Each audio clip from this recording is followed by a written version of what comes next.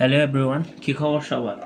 তো আশা করি সবাই ভালো আছেন, সুস্থ আছেন। তো ফার্স্ট অফ অল একটা কথা বলি যে অনেকেই বলে যারা নতুন করে এসব শুরু করতে যাচ্ছে যে প্রথমেই অনেকের মনে একটা প্রশ্ন জাগে যে আহ, এটা মানে ব্যবসা শুরু করলে এই অ্যাকোয়াটিক হবিটাকে এটা কি লাভদায়ক হবে নাকি, এটাতে বিক্রির পরিমাণ কত, এবং এটার মার্কেটের মধ্যে কাস্টমারের পরিমাণ কত, আহ, আবার অনেকে এটাকে হবি হিসেবে নেয়।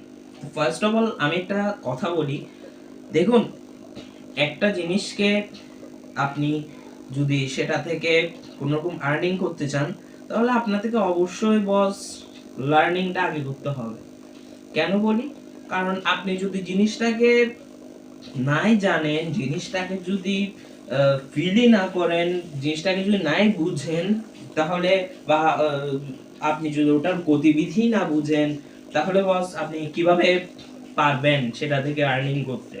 একটা না। আর দ্বিতীয়ত হচ্ছে যে বিজনেস পর্যায়ে যাওয়ার আগে অবশ্যই এই অ্যাকোয়াটিক হবিটাকে আপনার শখ হিসেবে রূপান্তর করতে হবে।